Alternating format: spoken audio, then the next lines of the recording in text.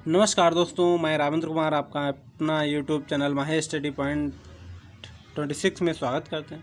साथियों, जितने भी अभी एग्ज़ाम्स मेरे लगे हुए हैं, चाहे TET, CTET, super TET, PGT, LT, TET, इनमें एक कॉमन सा टॉपिक रहता है जो वर्ब से हमारा रिलेटेड है।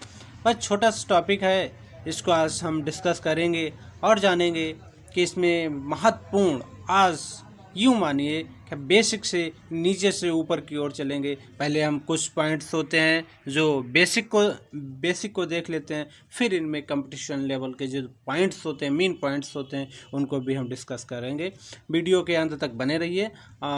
जो भी है एग्ज़ाम पॉइंट्स हैं वो हम लास्ट में डिस्कस करने वाले हैं। बहुत ही महत्वपूर्ण होने वाले हैं, टॉपिक बहुत ही इंटरेस्टिंग होने वाला है। सो गाइस, जो हमारे वीडियो पर नए हैं वो चैनल को लाइक कर दें, सब्सक्राइब कर दें और अपने दोस्तों के लिए भी शेयर कर दें।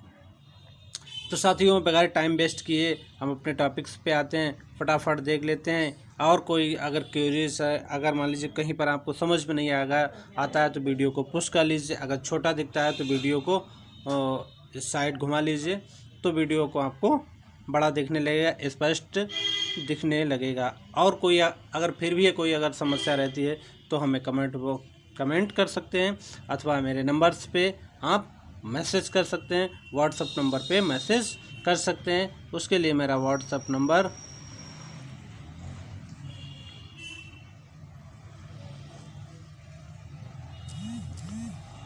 7897054107। इस पर मुझे व्हाट्सअप कर सकते हैं अगर आपको कोई प्रॉब्लम्स होती है। तो बगैर टाइम वेस्ट किए हम चलते हैं अपने टॉपिक पे। आइए। ट्रांसलेशन का एक बहुत ही महत्वपूर्ण टॉपिक रहता है। हिंदी टू इंग्लिश एक ट्रांसलेशन का बहुत ही इम्पोर्टेंट टॉपिक है। अंग्रेजी भाषा को शुद्ध और सरल से पढ़ने और बोलने और लिखने के लिए अनुवाद की आवश्यकता होती है।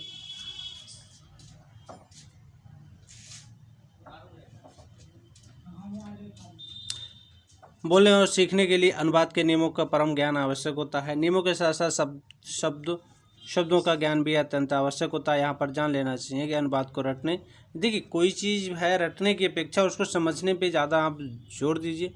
रटना कोई हमारी समस्या का समाधान नहीं होता है, बट सीखना समस्या का समाधान जरूर है। अनुवाद के सतत अभ्यास शब्द ज्ञान की वृद्धि करता है और साथ ही अंग्रेजी भाषा को विस्तृत जानकारी भी कराता है। तो चलिए अब आते हैं टॉपिक पे। अंग्रेजी भाषा के वाक्यों को सामान्यतः दो भागों में डिवाइड किया जाता है भाई। ऐसे वाक्य जिसमें एक्शन कार्य की स्थिति नहीं होती है, ऐसे वाक्य जो टू बी होने के वाक्य माना जाता है, टू बी होने का वाक्य माना जाता है। तो आज हमारा टॉपिक भी यही है। इन दोनों भागों को विभाजित किया। देखिए, टू बी का मतलब हो गया is, am are, was were, यानी जो हमारी कंटिन्यूअस टेंस में यूज किए जाते हैं वो टू बी फॉर्म कहलाती हैं। To be is, am are present indefinite present tense का प्रयोग होता है।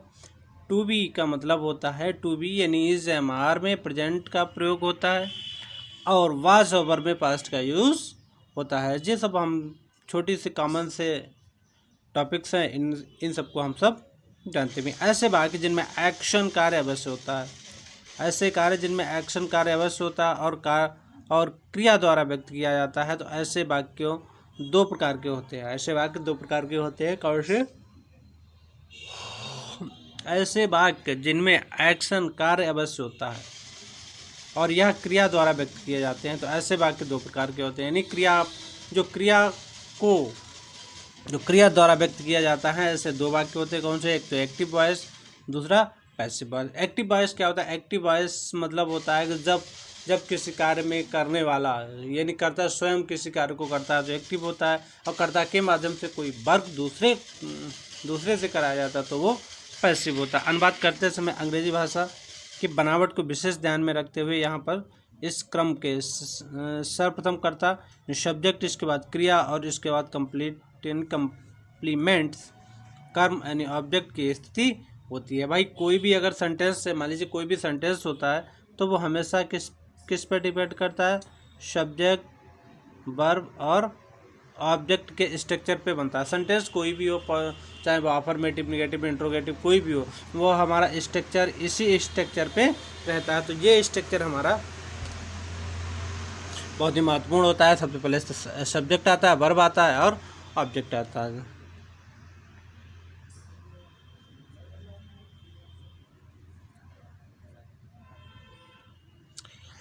हम सेंटेंस को देख लेते हैं। अफर्मेटिव सेंटेंस की बात कर लेते हैं। तो वह एक ईमानदार लड़का है। देखिए वह एक ईमानदार लड़का है, यहाँ पर तातीते का नहीं प्रयोग हुआ, लेकिन क्या इस यहाँ पर बी फॉर्म का यूज हुआ है। तो he is an honesty boys की बात करते हैं।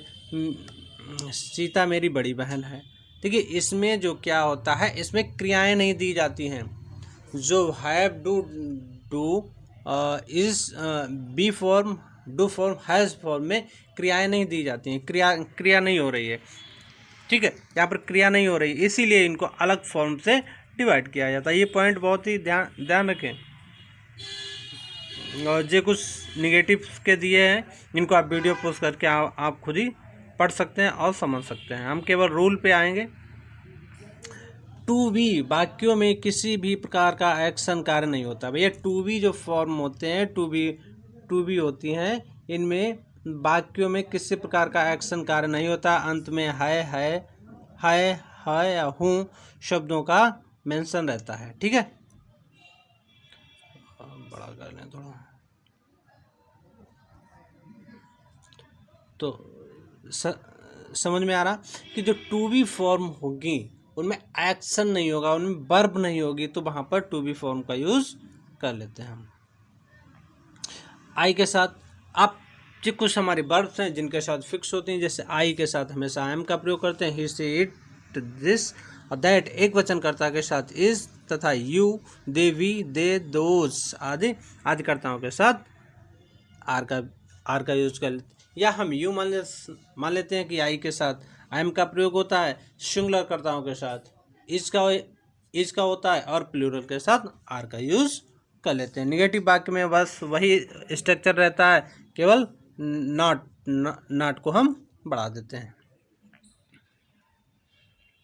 इंट्रोगेटिव वाक्यों में क्रमशः इज, एम, आर यानी हेल्पिंग वर्ब को पहले लाते हैं, सब्जेक्ट और नॉट और कम्प्लीमेंट और अदर वर्ड्स को जोड़कर हम वाक्य को बना लेते हैं। ये तो हमारा बेसिक सा है, इसमें कोई ज़्यादा टफ नहीं। लास्ट में जब वीडियो के अंत में जो कम्पिटिटिव एग्जाम पॉइंट्स हैं वो आपको हम डिस्कस करने वाले हैं, वो भी हमारे बी फॉर्म के ही अंतर्गत आते हैं, वहाँ से क्वेश्चन उठता है। ये केवल एक बेसिक सा स्ट्रक्चर होता है, जिनको नहीं आता है वो यहाँ पर हम देख सकते हैं, या हमारा बेसिक अगर नहीं है तो हम इनको नहीं कर सकते, इसीलिए हमें बेसिक को पहले लाना जरूरी आवश्यकता। कुछ एग्जाम्पल्स देखने वहाँ इस प्रकार के वाक्यों में भी एक्शन कार्य नहीं होता है। क्रिया के स्थान पर था, थी, थे। भाई वो प्रेजेंट की बात करते थे तो है था, और यहाँ पर था की बात करते हैं, पास्ट की बात करते हैं। तो इसके नियम क्या होते हैं कि आई, ही, सी, इट और दैट, दिस एक वचनकर्ताओं के साथ बाज आता है और शेषकर्ताओं के साथ वर आ जाता है। यानी और इसको यूँ भी कर सकते हैं कि सिंगुलर सब्जेक्ट के साथ हम बाज का यूज़ कर लेते हैं, प्लूरल के साथ हम वर का यूज़ कर लेते हैं, बस और कुछ इसमें है नहीं। अब देखिए द वर्ब डू हैव। अब टू हैव का यूज़ कहाँ पे करते हैं? हैज़, हैव, हैड का यूज़ हम कहाँ पे करते हैं? टू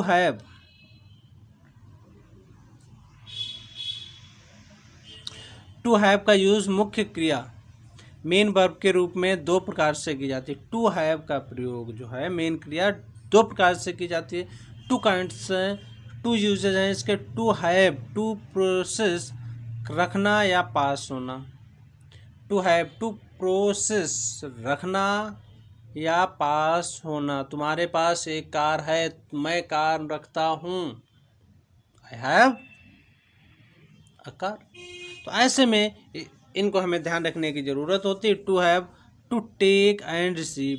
और एक होता है से हमारे बहुत ही महत्वपूर्ण चीज़ें होती हैं, इनको हिंदी सेंटेंसेस जो आते हैं उनमें बहुत ही महत्वपूर्ण भूमिका निभा लेते हैं। भैया तो आपके पास एक कार है, मेरे पास 2 पेन है, हमारे पास ऐसी चीज़ें हैं, तो वहाँ पर आई हैव लगता है।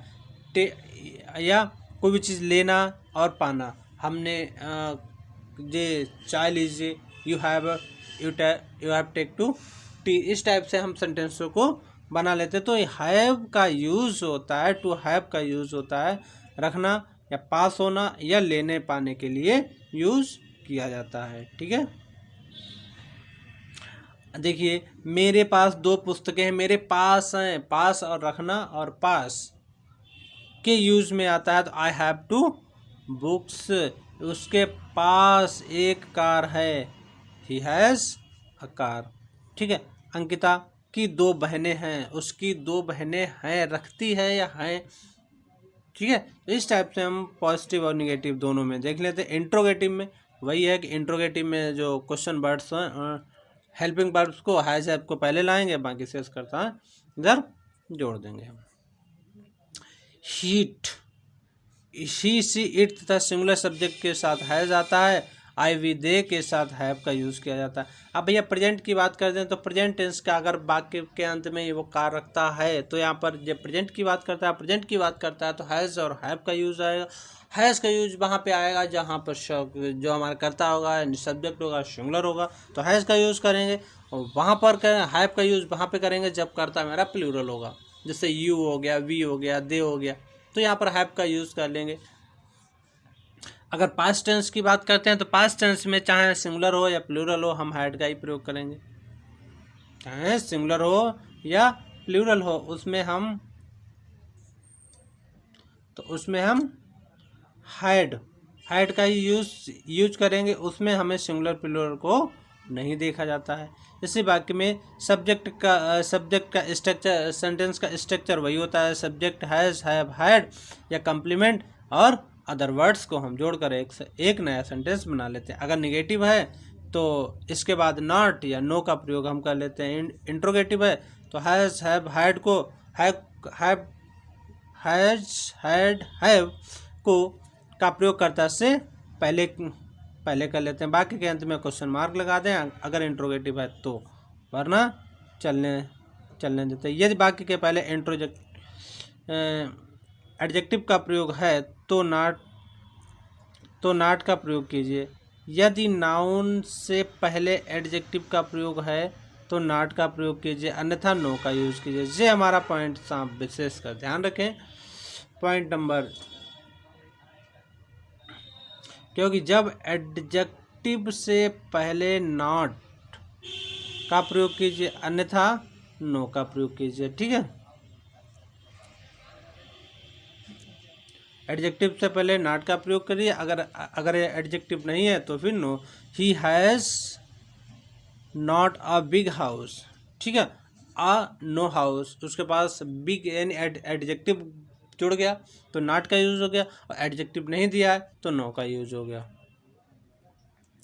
फटाफट देख लेते हैं, जल्दी जल्दी कर लेते हैं, बस कुछ नहीं।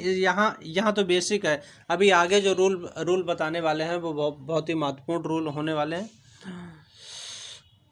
टू हैव एक दूसरे के प्रयोग में हर कर लेते हैं, एक के दूसरे प्रयोग के अर्थ में कर लेते हैं।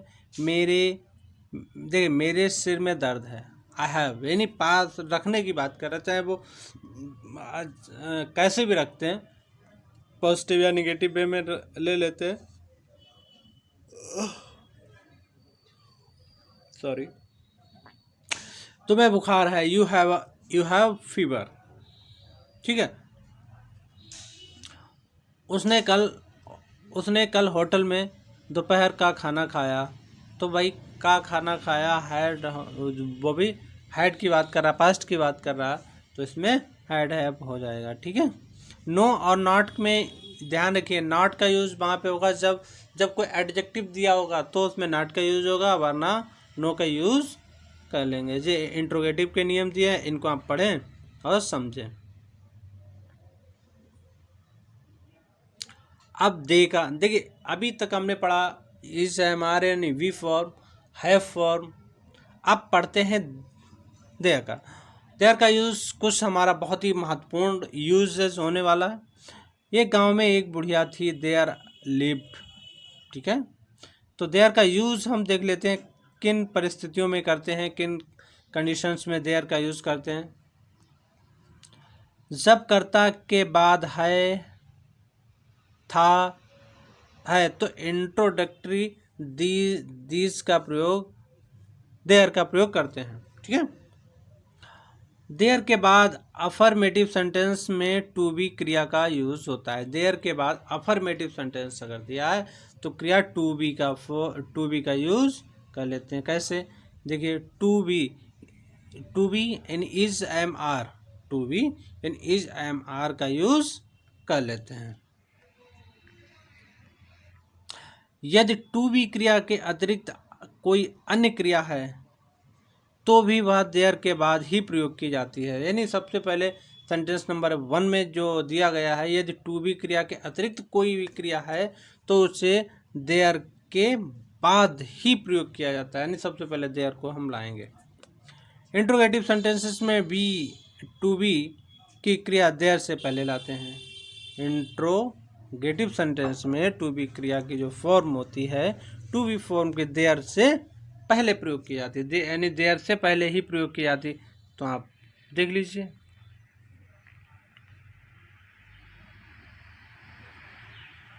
अफर्मेटिव सेंटेंसेस में क्या था कि देयर के बाद टू बी फॉर्म का यूज हुआ है। अफर्मेटिव सेंटेंसेस में देयर के बाद टू बी का यूज हुआ है।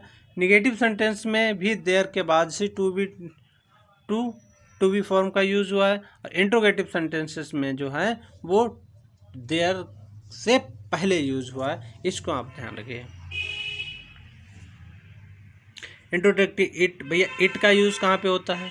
इट का यूज हम देख लेते हैं। निम्न के उदाहरणों को ध्यानपूर्वक पढ़िए। देखिए, आज गर्मी अधिक है, घर से बाहर है, तो इसके मेन रूल्स क्या हैं कि जिस वाक्य में दिन, माह, समय, मौसम, वर्षा या प्राकृतिक घटनाओं का उल्लेख जोर देकर किया जाता है, वहाँ पर इट का यूज़ किया जाता है।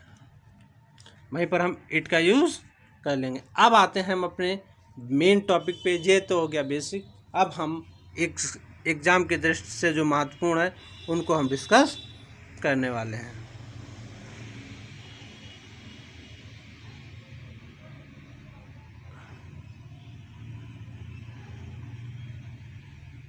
सॉरी, 1 मिनट, लग रहा कहीं पर। ओके, बस हो गया। चलिए, अब हम क्या करते हैं, इनमें टू बी की नॉट ऑन होते ही सारे मैसेज आने शुरू हो जाते हैं। अभी तक हमने देखा था कि टू बी जो वर्ब थी, वर्ब का यूज़ कहाँ पे करते थे, किन किन परिस्थितियों में करते थे, किस टाइप से उनका यूज़ करते थे। देयर से इट का है, या इज एम आर है, और बास बर है, हैव हैड का है, यानी उनका यूज़ किस टाइप में करते थे। अब यहाँ पे महत्वपूर्ण रूल्स हमारे होने वाले। बी वर्ब टू बी का यूज़ कंटिन्यूअस टेंस में। देखिए, वहाँ पर भी था कि कंटिन्यूअस टेंस ही बताया गया था भाई। इज एम आर का मतलब कंटिन्यूअस टेंस में, कंटिन्यूअस के में एम बी यानी main form, fourth form present participle से पहले किया जाता था। समझ में आया? बी का फॉर्म होता था जो पार्टिसिपल से पहले, यानी फोर्थ फॉर्म, यानी जीरेंडियल फॉर्म भी कह सकते हैं। फोर्थ फॉर्म के प्रेजेंट पार्टिसिपल से पहले यूज किया जाता है। He is taking office. ठीक है, यहाँ पर भी रखने का भाव है, सब वही है, बस यहाँ पे थोड़े इंपॉर्टेंट रूल थोड़े अलग दिए गए हैं। ठीक है, फिर वर्ब टू बी का यूज़ एक तो हो गया प्रेजेंट पार्टिसिपल से पहले किया जाता है, यानी फोर्थ फॉर्म। एक होता है जब पैसिव वॉइस में मेन वर्ब के थर्ड पास्ट पार्टिसिपल से पहले किया जाता है। एक तो होता है जो टू बी का प्रयोग जो है वो पास्ट पार्टिसिपल यानी पैसिव की बात करते हैं, यानी पैसिव वॉइस में मेन वर्ब की थर्ड फॉर्म यानी पास्ट पार्टिसिपल से पहले किया जाता था।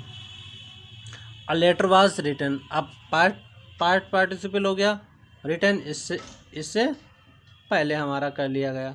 भाई एक तो पैसिव में होता है और एक एक्टिव में इसका यूज हो जाता है। ठीक, समझ में आ गया। टू बी का यूज जो पैसिव वॉइस के इंट्रांसिटिव वर्ब के वर्ब के थर्ड फॉर्म पास्ट पार्टिसिपल से पहले यूज किया था। अब हैज़ देखिए, टू बी का यूज है the sun has come out, sun is gone. अब सूरज निकला और समर इज गॉन। तो यहाँ पर इज का है, हैज़ का है, यूज जो है वो इंट्रांसिटिव वर्ब यानी थर्ड फॉर्म से पहले यूज किया गया है।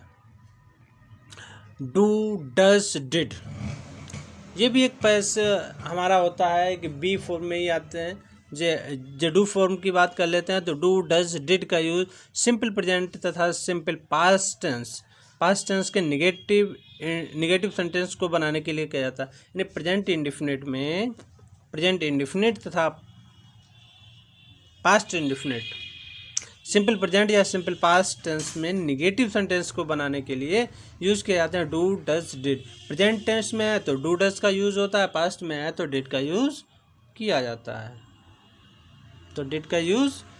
जाता है। बस से प्रेजेंट टेंस में निगेटिव को सेंटेंस बनाने के लिए भैया तो he does not want to tell a lie, he does not want to tell a lie, he does not tell me a story. भैया डू, डज का यूज प्रेजेंट की बात करते हैं तो प्रेजेंट में हो जाता है और डिड का प्रयोग पास्ट में हो जाएगा। डू, डज, डिड का प्रयोग क्वेश्चन और इंट्रोगेटिव सेंटेंस बनाने के लिए, एक तो निगेटिव होते हैं, दूसरे इंट्रोगेटिव बनाने के लिए यूज किए जाते हैं, जो हमेशा पहले आते हैं। यानी सेंटेंस के पहले लगकर इन्हें वाक्य को बना दिया जाता है। सेंटेंस दिए हुए हैं, इनको आप पढ़ सकते हैं।